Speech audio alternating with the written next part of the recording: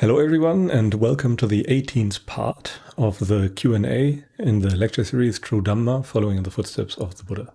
With me again is Saif, and today we will answer even more of your questions. And again, if you have any additional questions or something was unclear or improperly addressed by us, feel free to ask in the comments below or join our Discord server, where you can simply ask questions and we will give appropriate answers. But yeah, without further ado, let us start with the first question, and that one is, does one need jhana to become a stream enterer? Do you want to start, or shall I? Sure, I can.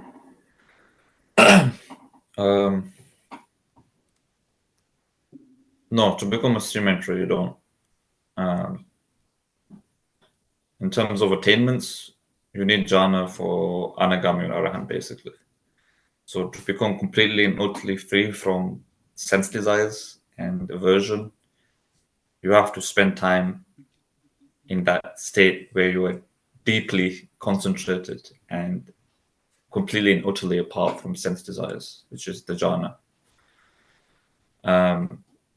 But before then, you don't need that. To become a stream enterer, you need to understand dependent origination in your experience, basically.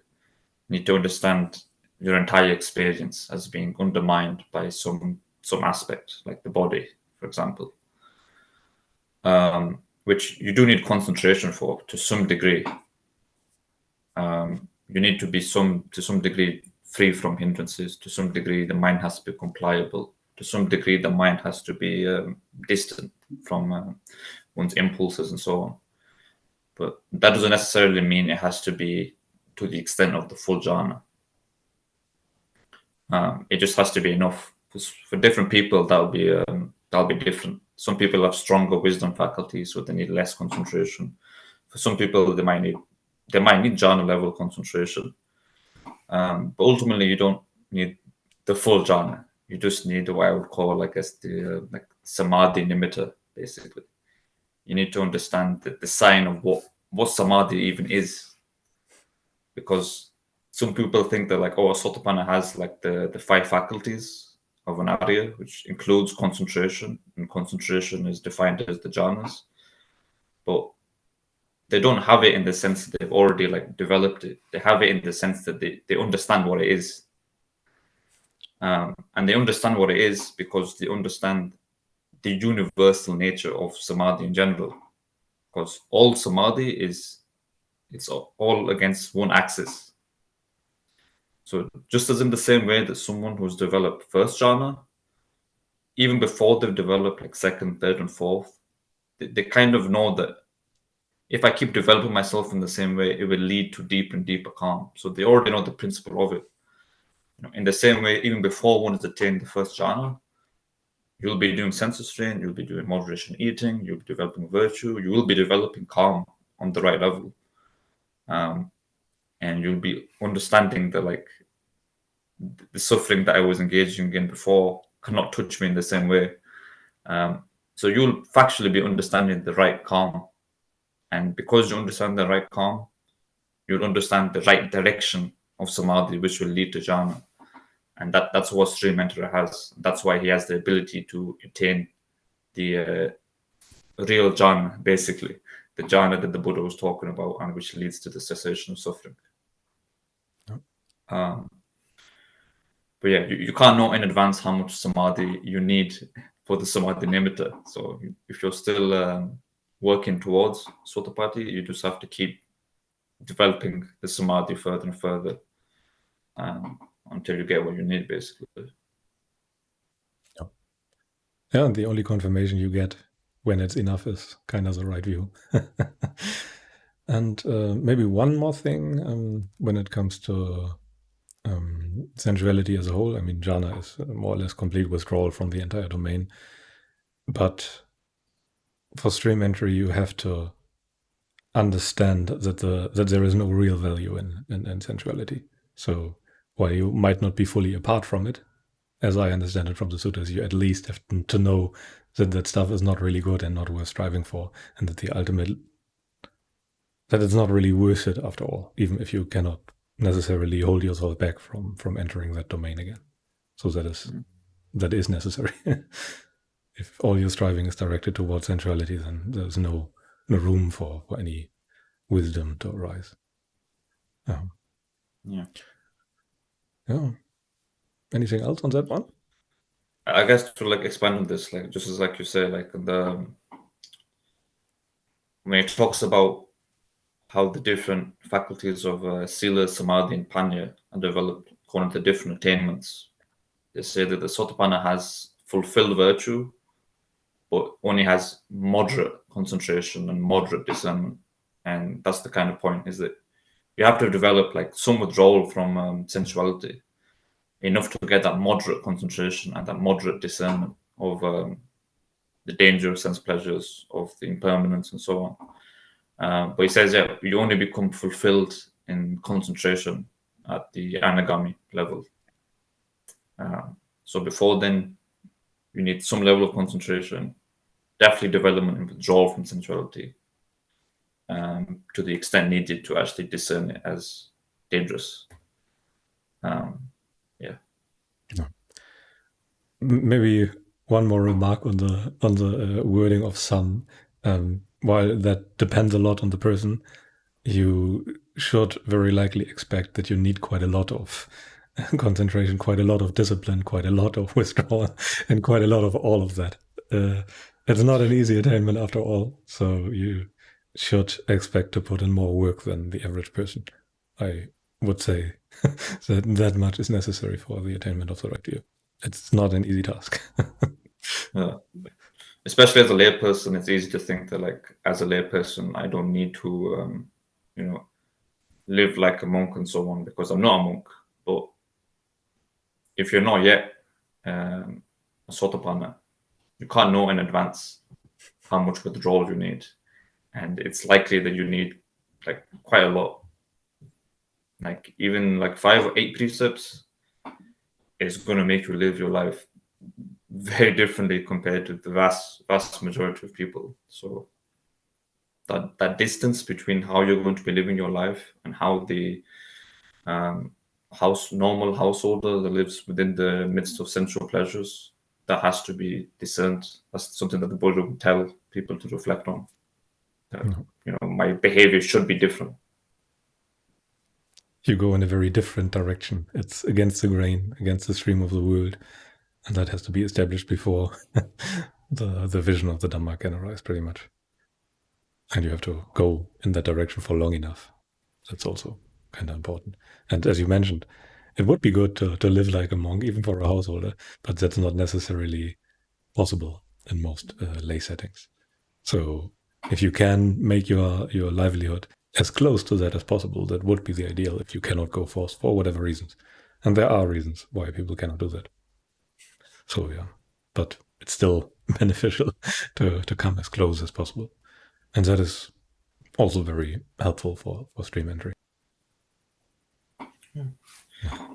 Whether you're a monk or not, the nature of sensual pleasure stays the same. So they still are dark, they're still unsatisfying. So yeah, if you're a layperson, you can't become a monk for whatever reason. It's still just a more better existence to be apart from sensual pleasures, more satisfying. The trend is the same. I mean, you can think of it in terms of exercising or lifting weights or something like that. Think of a monk as a professional weightlifter, and as a layperson as a recreational lifter. If you want to lift heavy weights, you have to do the same thing. It's not necessary to have the right title or anything, but the training is identical. And that is true for both monks and lay people too. If you want to achieve the foremost, then you have to train in that direction. Yeah. Anyway, I think that is enough on that question. Should we move on to the next one? Yeah. Okay. The next question is, do you need wisdom first to abandon sensuality, or do you need to abandon sensuality in order for wisdom to arise? And I think we at least partially touched on that question in the last one, but if you mean if the person asking that question means by abandoning sensuality the full jhana, then the answer is no. Or maybe it It depends. The chief is always wisdom. You need some wisdom to even go against the grain of the world initially, but that is not what is usually meant with wisdom in the Pali Canon, in the suttas. When the suttas speak about wisdom, it's almost exclusively related to, well, the right view, to seeing the nature of all things, pretty much. So you need to abandon sensuality sufficiently and undermine the value in it. That is, you must see through the value of sensuality and go against that, and that is necessary for the right view to arise. But you do not really have to fully abandon it. And there is some wiggle room according to personal inclination. As Saif said before, some people have strong wisdom because they did a lot of work concerning that before. They maybe need less concentration, less distance from sensuality, and still can have the right view. But yeah. Anything you want to add? Yeah.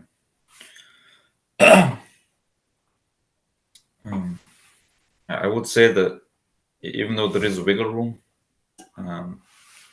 if you want wisdom to arise, you definitely have to start to become comfortable with the idea of abandoning sensuality on the level of like forever, basically, because that's the only time where like the danger of sensual pleasures becomes apparent. Because if you saw them as dangerous, you wouldn't think about it as like, I will withdraw from this burning hot stove a little bit, but then I'll come back to it later. You would see it as a burning hot stove, and you would recede from it, and you would never go back to it. So you do have to start to become comfortable with that idea in order to wisdom to arise. Even before you fully abandon it, you just have to become comfortable with it, understand it, and also be working towards abandoning it as well.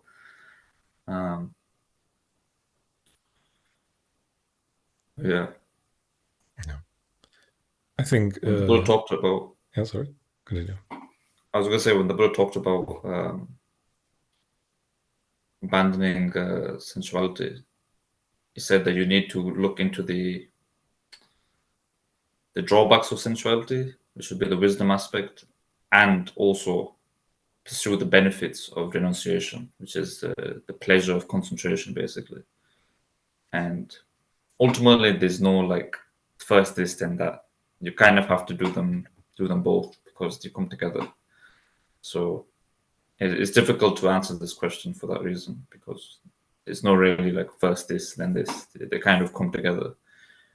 And depending on the person, like some people will pursue that wisdom aspect a bit more or need a bit more of that, and some people will need to do more of that concentration aspect. But I would say on average, for most people, they need more of that concentration aspect, because if you're not sufficiently withdrawn, it doesn't really matter how much you think about the drawbacks of sensuality. It just won't have sufficient basis for it to like have any deep effect. So I think most people, like, there is a level of abandoning sensuality has to come sort of first to some degree. And you need to focus on that a bit more. Because abandoning sensuality also means like abandoning distraction as well. It's not just about following the 8 precepts. It's about like not following the restless mind and being able to be quite calm. And then when you're calm, the nature of that restlessness becomes apparent as a prison, as a debt, and the wisdom comes up quite easily then. I guess one exception, let's not say exception, but case where a person has an easier time developing wisdom, even without being super withdrawn from sensuality, is a situation where there's very severe suffering or near deadly suffering, where you are confronted with losing everything, so to speak, because you have a very strong disease or something like that. So when you actually have to experience the drawback of sensuality, the drawback to that very general addiction, then that is a very fertile ground for wisdom to arise, as in any divine messenger event that a Buddha named. So in such a situation, it's a bit easier to develop the right view, even without the full gradual training, having done that beforehand. That said, in that situation, you kind of do it because you kind of are forced to renounce everything. So, in that sense, it's well, I would not say easier because it's deeply uncomfortable for most people, but from the amount of work that you have to put in before the right view in terms of renunciation, that's probably less on a time scale. Let's put it like that. Yeah. But you obviously want to avoid that. Yeah, sorry. Yeah, you shouldn't wait around for it. Because there's also a possibility for that to happen, and you know the covering up of your experiences just become too established over a long time that even then you can still like distract yourself from it completely. Yeah. If you have been prepped by someone to like look at your experiences the right way.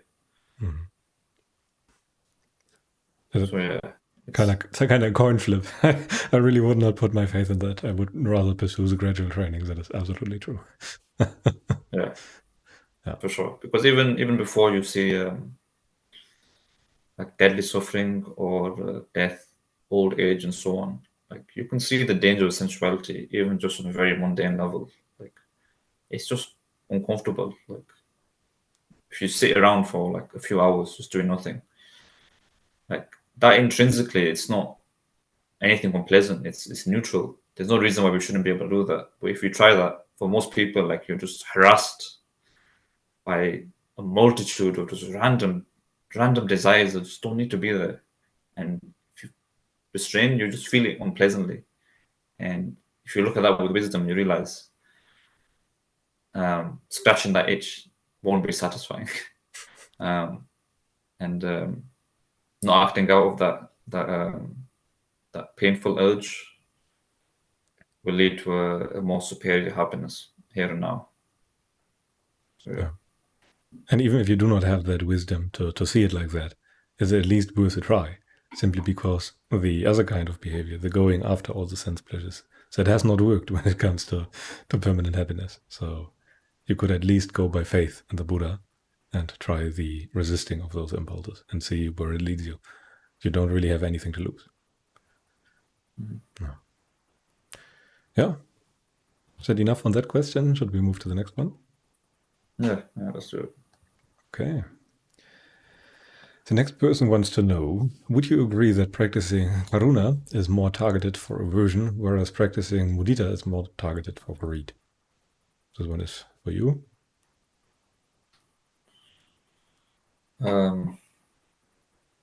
It's hard to answer because I don't know how this person understands Karuna or aversion or greed and all these things. But I would say in general, like all the Brahmaviharas as a whole are generally targeted towards abandoning aversion and ill will. And I would say that like I wouldn't think of them as separate practices, like the practice of metta versus Karuna versus Mudita and so on. I would think of them all as one singular practice of abandoning that ill will, which you can see from different aspects. Because yeah, if you abandon ill will, like you will have a mind of metta, which is the kindness, the friendliness towards people, the goodwill, and you will also be compassionate towards everyone. You can't really separate them both. And you'll also have the equanimity and the mudita. But all of them come through mainly abandoning ill will. Ill will basically in regards to your own feelings, which because you abandon it in regards to your own feeling, then you cannot be provoked by anyone externally. Doesn't matter what people do to you. They say harsh words. They hit you with they saw your limbs apart, as the Buddha would say. Which you experience genuinely unpleasant feeling on account of, but because you can have no aversion towards that unpleasant feeling, the mind remains with goodwill towards them and compassion and equanimity, which is kind of the chief of them all. Yeah, I would say overall they're all about abandoning aversion, but overall, like you can't really separate aversion from lust and delusion. They all come together. So it's just kind of the aspect which you focus on a bit more. Like when the Buddha talked about, for example, like he said, what is the source of irritability? He said the source of that is lust. He didn't say it was ill will, because if you abandon lust, the preference for pleasure, the seeking of pleasure, then you'll become okay with unpleasant feeling. And if you're okay with unpleasant feeling, then you won't have to seek out pleasure. So all of this comes together. That's what I mean by like equanimity being the chief. Overall, it's about not being averse, not resisting any feeling whatsoever. And that's the divine abiding, basically. Maybe one more remark on the difference between practicing Kuruna and Mudita and all the other things. I think a fitting comparison is just the practice of Jhana. You don't just pick one of the jhanas in the same way you don't really pick one of the four Brahma Viharas. You simply do the metta, the ill will, and then the rest will kind of naturally follow, just like you would pursue the fifth jhana and not pick the second, the third, or the fourth and do those. No, you just naturally understand the principle underlying the fifth jhana, and then the rest jhana is the remaining jhanas are just the application of more of the same, training the mind on even finer degrees. And the same is also true for the Brahma Viharas, where you just tame your impulses of aversion, or however you want to phrase it. So, in that sense, I would not try to separate them in that way. I would just focus on the training of non-ill will. You could say that is the most gross kind of aversion that you can experience, more or less. Yeah. Yeah. It's the same for the like even the Satipatthanas as well. Like some people think it's like you have one practice for analyzing the body, and then one for the feeling, and then one for the chitta and so on. But you kind of do them all through the body. Like in Anapanasati Sutta, if you practice like awareness of your breath, to that extent you're aware of the body. As you're becoming aware of the body, the rapture will arise through your awareness of the body. It's not like you go to a separate practice. So through that, you become aware of feeling. By becoming aware of the rapture, the mind calms down, so you become aware of the chitta. And then you become aware of the nature of phenomena. So it all comes through just doing the one practice of being aware of the body. And it's the same for the jhanas, and it's the same for the Brahma Viharas as well. Practice the metta, and through that, within that, the compassion will come, the equanimity will come, and the mudita will come. Would you say that it requires a certain character type for the practice of Brahma Vihara to be very beneficial, as in that you need a rather, let's say, person who actually has a lot of ill will? Or would everyone equally benefit from that?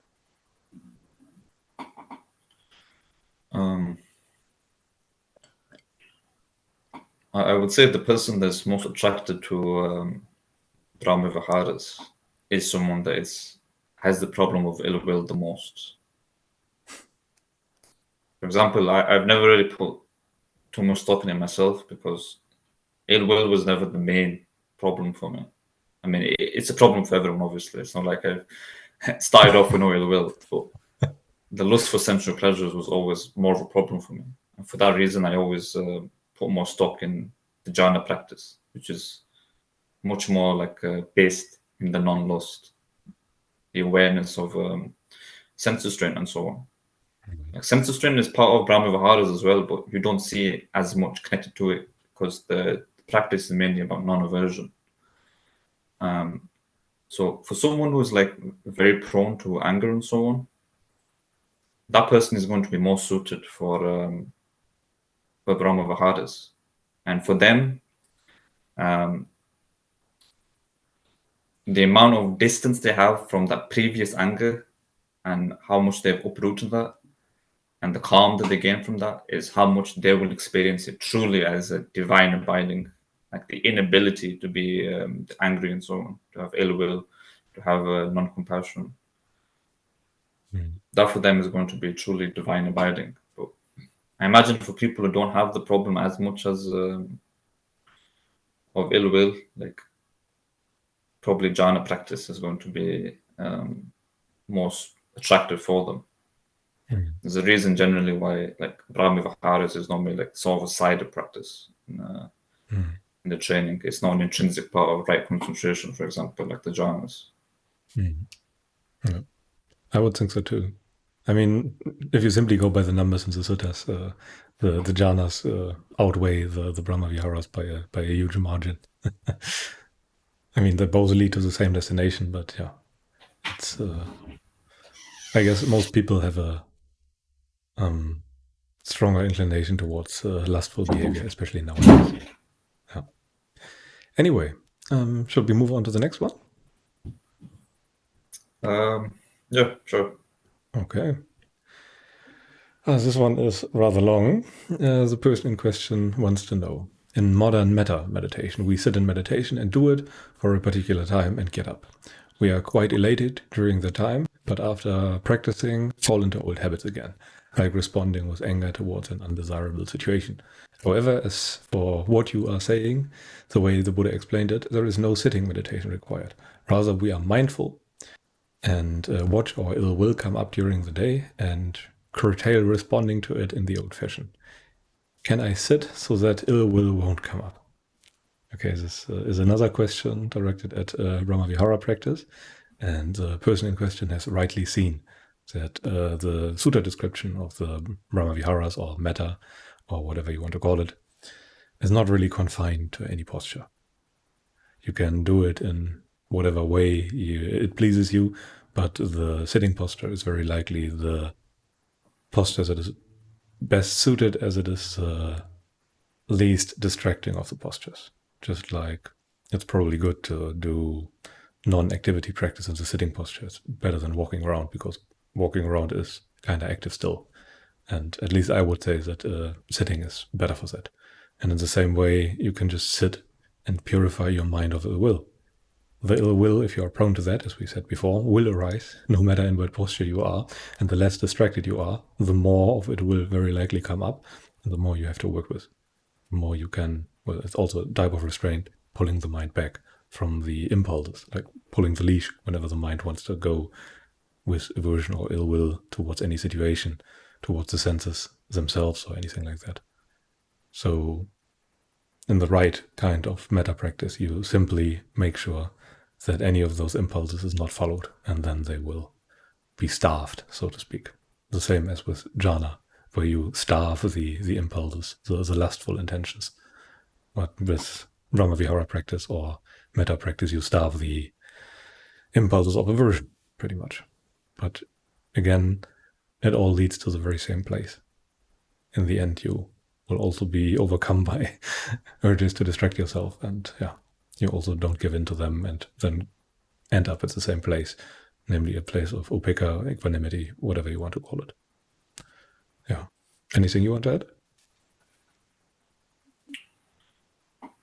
Yeah, one has to realize that you can't really like wait to like get into a situation where ill will arises and then sort of not give into it, because if you do that, you're not kind of realizing that even before you get into any of those situations, ill will is kind of already there as a framework. Like even if you're just sitting by yourself doing nothing, like ill will towards your experience in general is there. The aversion, which you can sense, like doing that practice we said before about just sitting alone for a while with no distractions, and you realize that like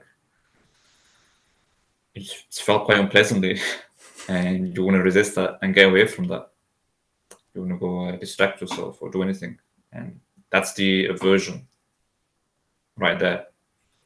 So you can practice becoming aware of that and not giving into it, basically. And it may not seem like a very typical metta practice, but if you're not giving into ill will and you're understanding ill will as a framework for your experience, and you're understanding actually where the ill will is before I get into situations where anger is, then you'll be starving it on the right level. And then you'll realize, like, next time I get into a situation where I might have gotten angry, like, unpleasant feelings still comes. Like, people are saying harsh words. It's still not very nice, but you don't resist the unpleasant feeling anymore. You can't resist it because you've not been following that for a very long time. And because of that, you'll realize, like, oh, I can't get angry at them. I can't hold ill will towards you because it doesn't matter what you do to me. Like, I'm not resisting that unpleasant feeling. I don't have the attitude of resistance towards it. And so you'll realize through that, like, even though it didn't typically seem like metta at the beginning, there is lots of goodwill there, lots of compassion. And yeah, once you practice it in that way, once you've understood what the metta is and the non-ill will is factually, then you can kind of just abide and be like, let me dwell with a compassionate mind, with a mind of metta. And the mind will go in that direction because you've understood it already. But people practice metta by doing like some method without having understood ill will in their experience. And that's why, like, what they end up doing a lot of the time is like you said, feeling elated for a while, but then the anger comes back because all you've been doing is sort of creating this pleasant space where, you know, during that period you feel this lovely metta, but ultimately you haven't seen the ill will in your experience, so it just remains as a framework, and you just go back to the old habits.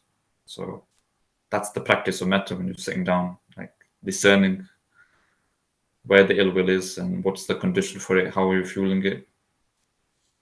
Yeah. You ultimately want to pull out the roots. That is kind of the thing. You don't really need to wait for it to come. You just dig them out so that it cannot come back in the future. I mean, all of Buddhism is really, or all of the Dhamma practice is really directed at that. In one way or another, it's always directed at craving. And in this way, you direct your practice towards the negative side of craving, namely aversion, and practice like that. Yeah. Anyway, I think we are running out of recording time, so I think that was the last question for this video. So I want to thank you all for your attention and for listening in. Again, if you have any additional questions or do not agree with any of the points we have raised, feel free to let us know down below. We very much read those comments, and if you remark that I don't know, something about the videos is off, we will try to fix it as best as possible. Sometimes we can, sometimes we can't, but we will at least try to make sure. Anyway, thank you all for being here, and maybe see us again next time. Bye.